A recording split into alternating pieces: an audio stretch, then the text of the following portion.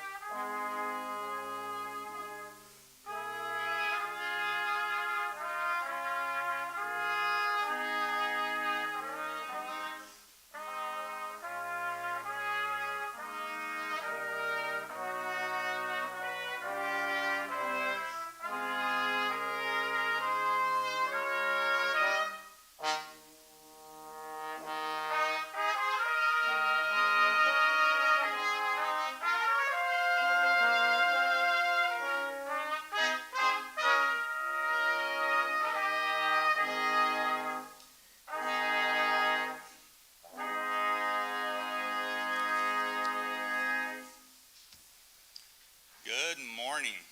I think fall has finally made its appearance today, and as you know, we decided to move this to the furthest part of campus just in case you forgot your coats. We want to make sure you were nice and refreshed in here. Good morning, honored guests, students, faculty, and staff of Drury University, as well as members of our Springfield community.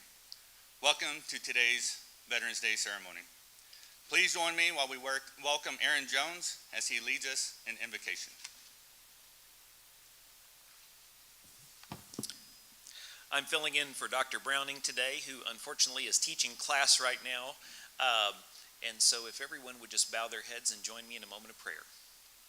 Dear God, we thank you so much for this opportunity to do this small celebration of the veterans and those who give their lives and sacrifice to help us live safe and free.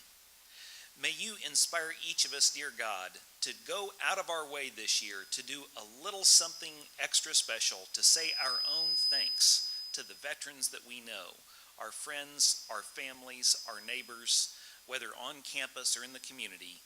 And dear God, may you continue to give them the strength to continue the incredible work that they do to keep us safe. In your name we pray, amen.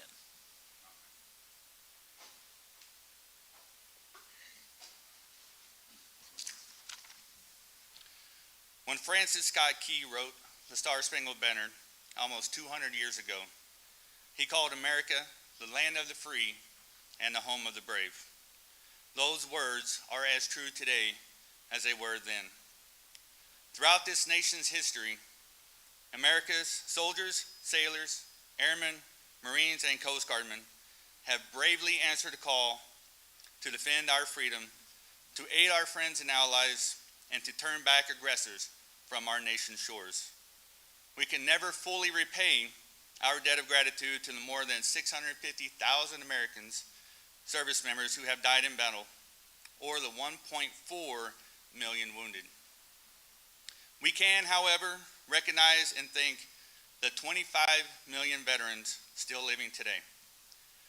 These words inscribed on the Korean War Memorial in Washington, D.C.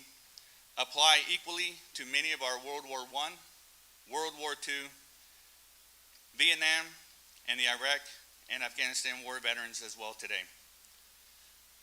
Our nation honors her sons and daughters who answered a call to defend a country they never knew and people they never met.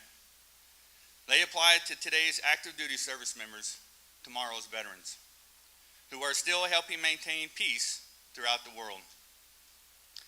Today is our privilege to say thank you. Thank you to all the American veterans, to let them know that we appreciate their service and honor them and their families for their sacrifices. The price of freedom is high. We can never afford to forget those willing to pay it. Today, we celebrate Americans' veterans for keeping the nation the land of the free and the home of the brave. Now, if you would, please stand while Drury Security Officer Lance Howerton will lead us in the Pledge of Allegiance, and please remain standing afterwards for the national anthem. I pledge allegiance to the flag of the United States of America and to the republic for which it stands, one nation, under God, indivisible, with liberty and justice for all.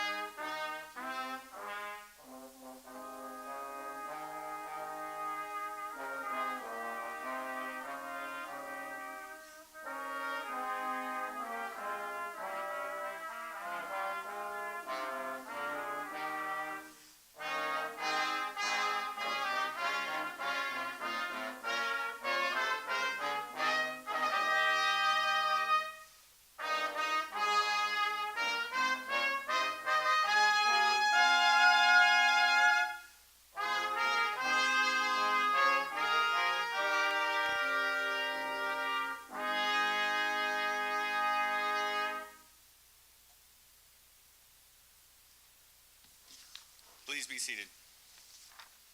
God, do they not just sound amazing? Thank you.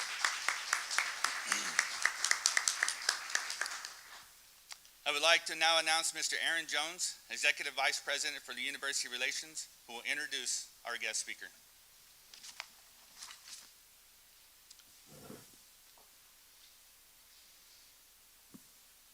Thank you, Mike.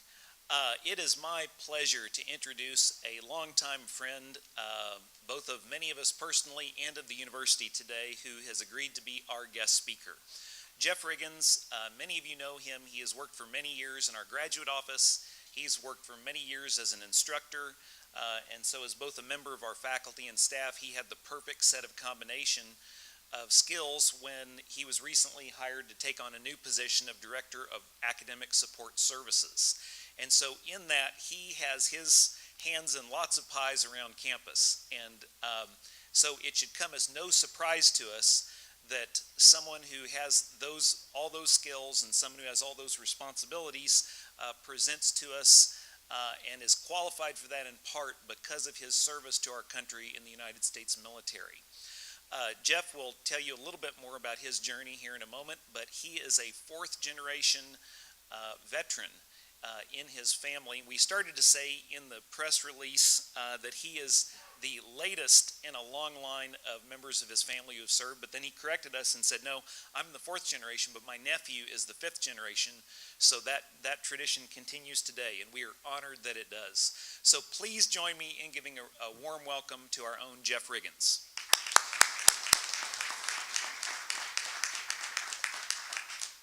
Thank you very much. I'm glad you're all here today, that you made the walk over in the cold, and I'm glad that Drury does this on an annual basis. It's a wonderful time for us to reflect and remember and think about how much this country owes to our veterans. And I agree with that, and I'm proud to be a veteran, but I think that any veteran will tell you that just as important as our service is the service of our families and the people who supported us as we served. Coming from a multi-generational military family, I've seen that manifest in many different ways. What I want to talk about today is a couple of things. The way that military families prepare, support, and then create legacies for the members of the family. And many times we go directly to the support part, and we think about military families and how they support active duty and veterans directly, and we don't think about the preparation part. And I really hadn't thought about that myself until I was asked to do this. And I started thinking about what I wanted to talk about, and I thought the support for me started when I was a kid, and the way I was taught to do things. And it really helped me in my service. I was able to move up quicker. I was able to catch on to things faster because of the generations before me that helped me learn. So my earliest memory of my father was the night he returned from Vietnam. I didn't know who he was. I was 4 years old, and he had been gone long enough that I had no recollection of him. I knew he was really excited to see my mom. There was a lot of hugging and kissing and all that. I'm like, who is this guy over here? I don't know who this guy is. So my brother kind of pulled me aside and said, he's cool, it's going to be good. You're going to like it. So I saw that love and support firsthand. I saw the whole family in the house, happy for him to be home. I didn't realize it at the time. It took years for me to realize the things that I was taught that were super valuable. Little things you wouldn't think of that might be something that you could fall back on when you're in a stressful time serving in the military. An example of this is funny. This might sound crazy, and I think it does. It sounds crazy for me to say it, but my father inspected our rooms with a white glove. Yeah. So frustrating because you could never satisfy him. You could never have it perfect. And as a kid, dang it, my brother and I would kind of platoon, and we would knock things out, and we're thinking, we got it. He would say, when you're ready, call me, I'll come and check it out. So he would come in there with our white glove. Within seconds, he would say, nope, this is not acceptable, and he would show us, and we had to start over again. I just thought he was torturing us, right? But what came to be was that I realized in basic training, I began to appreciate his methods. I recall the first sergeant somehow chose me and tossed my locker and had everything thrown everywhere, and it took him forever to find something wrong. And he did. He looked inside my belt buckle. There's a brass belt buckle. He looked inside of it where you would never see, and he saw a little spot of brasso in there. And that was it. And he put it in my hand, and he said, that's your gig, and he walked away. Now, other soldiers who didn't have my upbringing might be affected negatively by this, right? I was happy. he had to work. He was going to find something. They're always going to find something. There's no doubt about it. It kind of, what it does is it makes you think about the fact that it's not that you're going to be perfect or that you're trying to be perfect. It's you're trying every day, even though you know you're going to fail. You know they're going to find something, but you do it anyway, and you do it to the best of your ability. And that helped me move up a little quicker than some of my other soldiers that I was stationed with, because I understood that from the get-go. It didn't have to be explained to me. So that was a valuable thing, and it's just a small thing. I really hadn't thought about it until recently. Other veterans I've spoken with who grew up in a military family had the same experience, and we would sometimes powwow, and we'd say, "Can you believe what that guy said? He told the drill sergeant, he said, 'I forgot,' like that was going to work, and then he said, 'I'm sorry.' I mean, you don't do that. We already knew that stuff, right?" So I think that as far as the support of veterans, it can start in a military family. It can start well before service starts.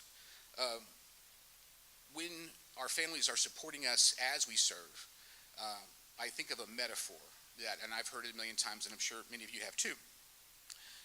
The old saying, it's an old Army saying, NCOs are the backbone of the military.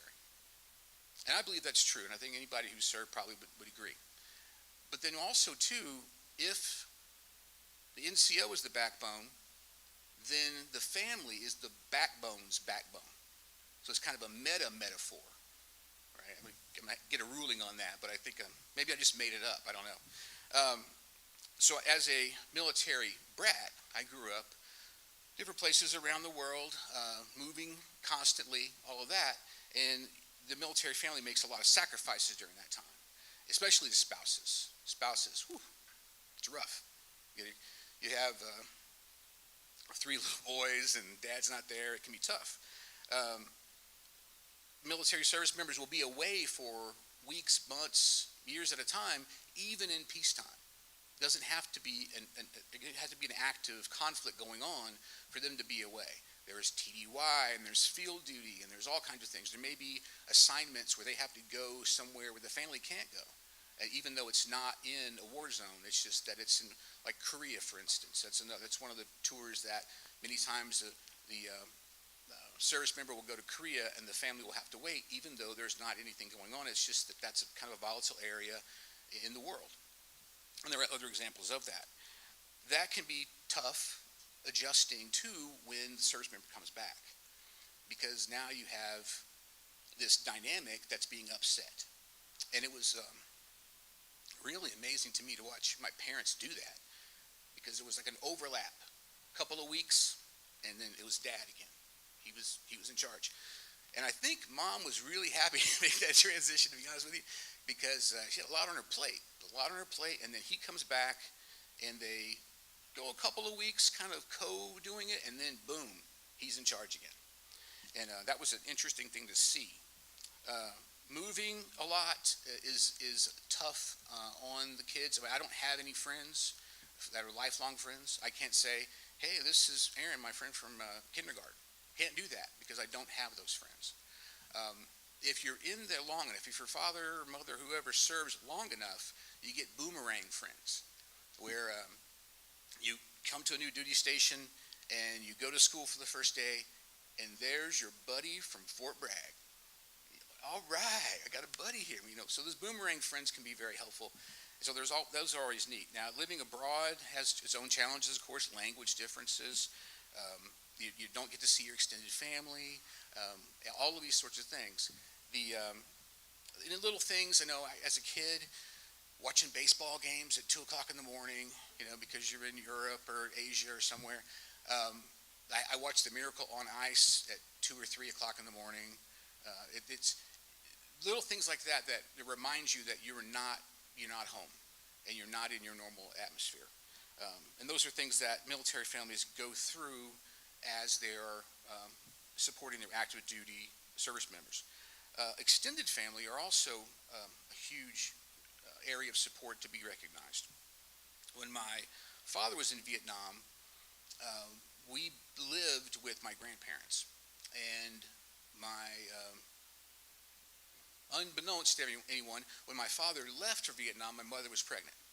So she gave birth. So when my dad came home, he had an infant son.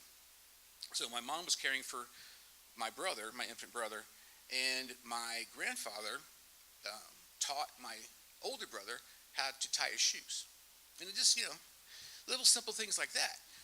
And I never really thought about it until some years later. I was too young to understand what was going on at that time, but years later, I was watching my brother tie his shoes, and he's tying them with one hand. I was like, what in the world? Why are you tying with one hand? And it was because my grandfather lost his hand in World War II. And so he taught him how to do it his way. And he still does it to this day. So little things like that, go a long way when you have this extended family that can come in and help and be part of that support system. Now, that support continues beyond service. So once we are out of the service and adapting to life outside of the service, the support from the family can be the most important part of that. If you have a multi-generational military family, as I do, you will have family members, that died, of course, and then you'll have some that came back with injuries, disabilities. And the families gather around and pull together and support them, recuperate, recover, adapt, and enter back into society and become, productive citizens. I remember as a kid, it seemed like there was always somebody needing to go to the VA, right? And I actually drove a few of my uncles to the VA office. They always wanted to go to St. Louis because they lived in southeast Missouri, so I would drive them to St. Louis to see their people up there and get the care that they need. So the extended family can be very helpful once the soldier is out of the service. This generational support can manifest and can turn into a legacy, a wonderful legacy. The full circle moment came for me when I was going back to Fort Polk. I was in Mountain Grove. My parents lived in Mountain Grove, and my father owned a gas station, and that was his dream. When he retired, his dream was to retire and buy a small business and do all that good stuff. So when I left town, I always stopped at the gas station, and he filled up my Firebird and checked out everything and made sure my tires were good, before, because, if you've ever been in the military, you jump in a car and drive 10, 15 hours on a regular basis. It's not anything, it's a common thing. But you want to make sure that you're going to get there. So he would do that for me and fill up the car. So as I was ready to pull out, I had the window rolled down, and he leaned in, and I said to him, it's so hard to leave. It's hard. And I was kind of feeling emotional. And he said, now you know. And I drove away. That was it. I started thinking about it. It hit me like a ton of bricks. It was, we had reversed roles. He was now supporting me. And I thought about that. And I thought about conversations that probably happened between him and my grandfather and his grandfather, on down the line. And it makes a difference. It makes me proud of that legacy. So years later, after my father passed, my nephew, a high school senior, a football star, a conference player of the year, 2 years in a row. He was living that life, having a great time. He called me up and he said, I'm thinking about joining the Army. So we got together and we talked, and I told him everything that I could. Well, he is now a career NCO at Fort Bragg. He and his wife have 4 children, and he's carrying on that legacy. Now, also, too, his brother is a military spouse. So he's carrying on that legacy as well. And him and his husband, I think they're still stationed at Fort Wood, but I have to check my mom to make sure, because people, move through Fort Wood pretty quick. So, but that's continuing as well. When my father retired from the military, he was given a plaque for his service and all that good stuff, and they gave my mom one too. And it's totally appropriate, because no one does this alone. And veterans will tell you that. If you ask them, they will tell you. Military families are truly the backbone of the military and deserve to be recognized for the contributions to the freedoms we all enjoy. Thank you very much. Happy Veterans Day.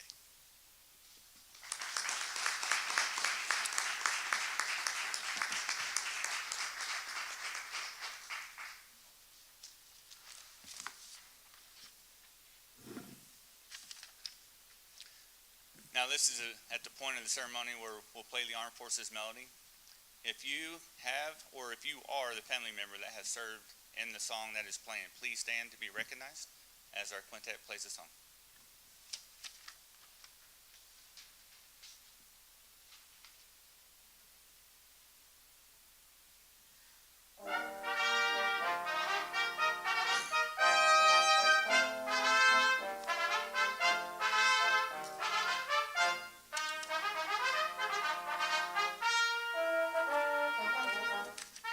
Army!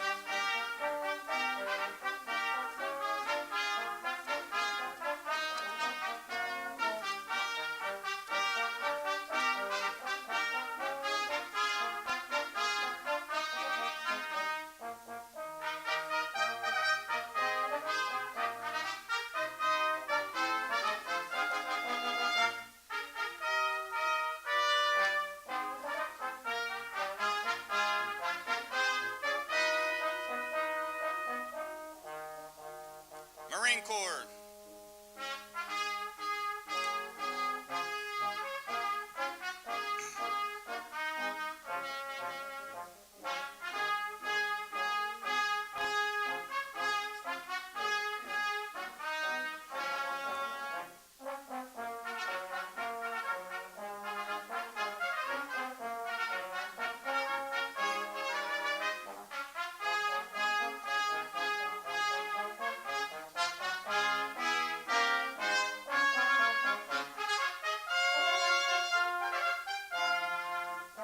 Navy!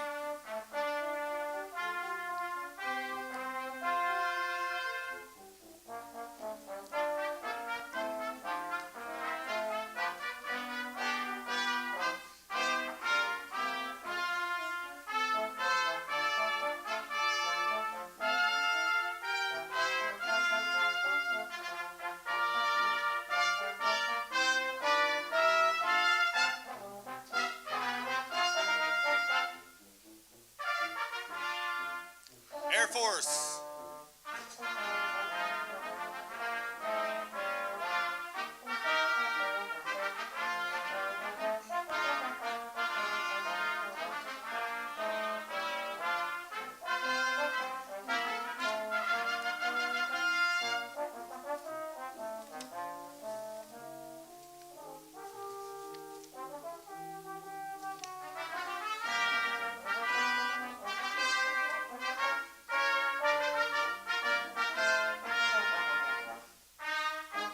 Coast Guard!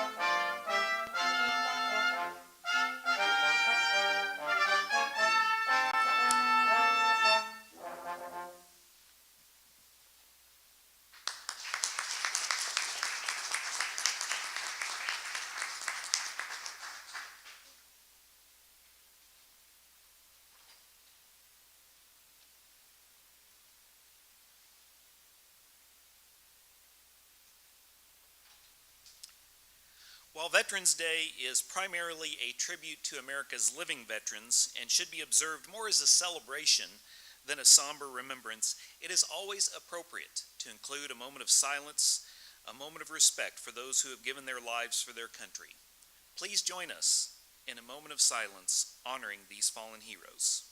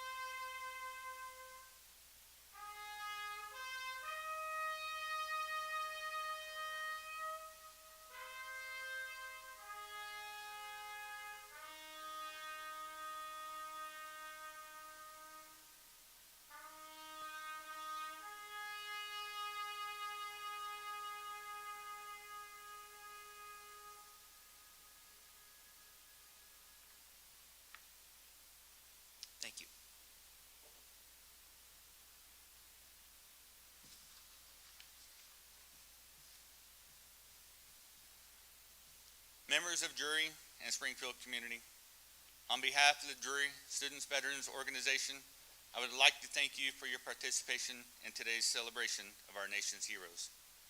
I would like to give special thanks to Aaron Jones and Jeff Riggins. I would also like to recognize, see if I get this name correctly, Rowdy Rhodes. He's a 94-year young veteran of the Navy. Thank you, sir.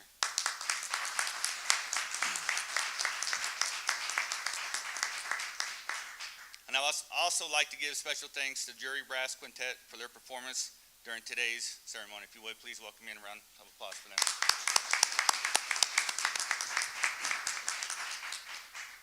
I wish you all to have a wonderful day. God bless the veterans, and God bless our United States of America. Thank you.